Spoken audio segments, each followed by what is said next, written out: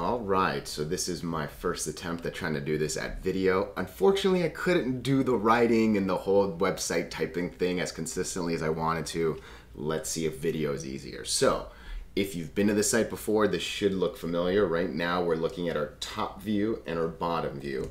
What we're gonna do is we're gonna hide the bottom and start with the top. Eventually, we'll hide the top, look at the bottom, and then put all that together. And then specifically, we're looking at the NASDAQ composite, okay? So my ticker is that, it's CompQX. I've seen a couple different tickers for NASDAQ. I think it just matters what you're looking at. Nonetheless, make sure you're looking at the NASDAQ, and we closed at 11,340 and some change as of Friday. So yeah, let's dive in. So we're gonna hide the bottom. We're gonna look at the top only.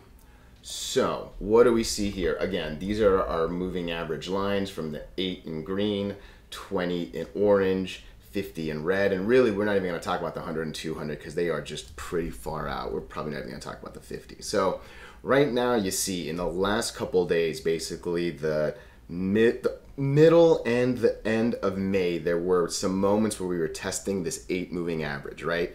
Again, in general, when you're below the 8, it's very bad. When you're above the 8, that's good. When you're above the 20, even better. Obviously, above is the goal, right? We're going to ignore these horizontal lines. We'll talk about these a little later. Those are our horizontal support and resistance lines. So right now, we're just talking about these colored moving averages. So what happened, right? At the middle end of May, on a daily view, you'll see we had 1, 2, 3 real solid days that pretty much put us over the 8 and the 20. We held up here for quite a bit, lost it a bit, but again, tested up here. But really what ended up slowing a lot of this down was this horizontal line that I created, I want to say in the beginning of May, give or take. I honestly don't remember. If you go to the website though, I know I typed this out and I said where it came from. But nonetheless, you see what happens when you get these horizontals right. Once you lose a horizontal, it gets bad.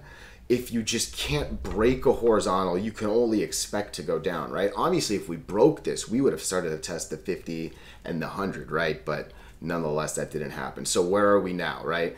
3 consistent days where we lost the 8 and the 20 pretty significantly, right? Almost as significantly as we beat it. So I have to zoom out a bit just to see where the next one is. There it is. So again, I drew this out a bit ago. I know the reasoning is typed out somewhere, but right now, from my expectation, we're pretty much going to be dancing between these two, right? So, yeah.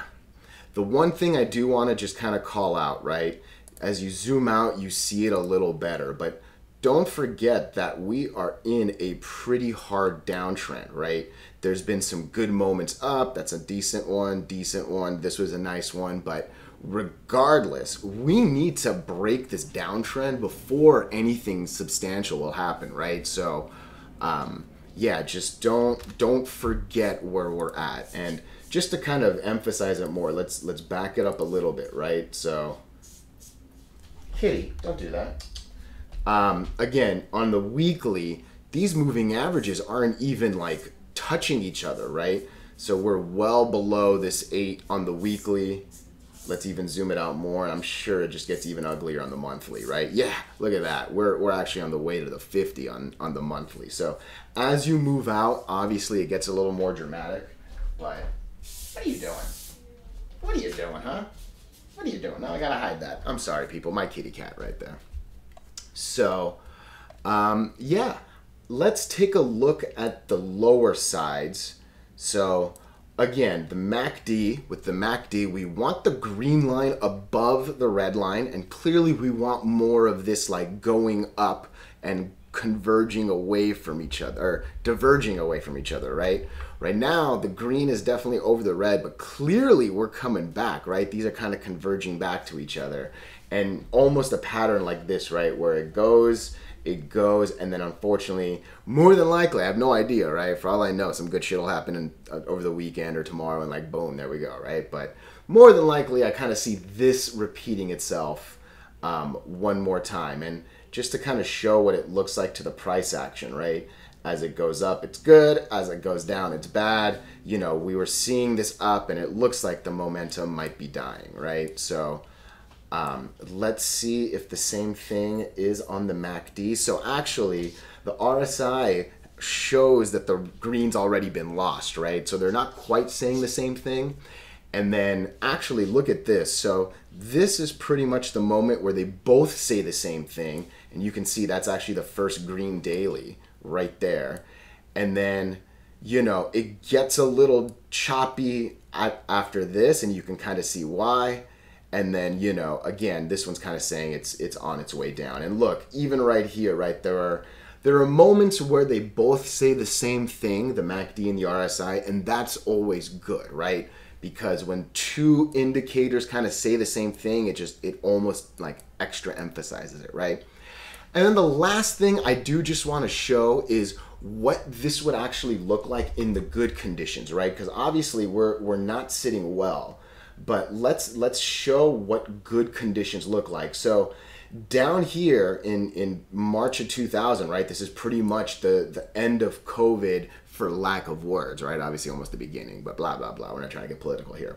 What happens, right? We break this 8, we break the 21, we break the 50, we break the 100 and the 200. Obviously they're in a different order here, right? But once you break them all, from there, you know, hopefully you're just kind of riding these lines up, right?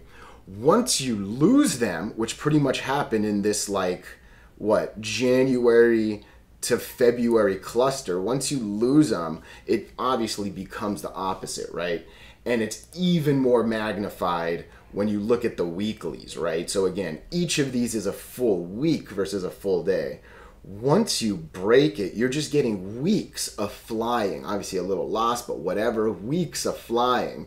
Weeks of flying. You're just kind of actually riding this 20 if you see it, right? And then eventually you lose it, and shit, you're riding down versus the riding. And look, we have not lost the last one on the weekly. So if we lose this 10-8 line, you know, it could get real ugly. So this has been a quick view of the NASDAQ. I hope you enjoyed this.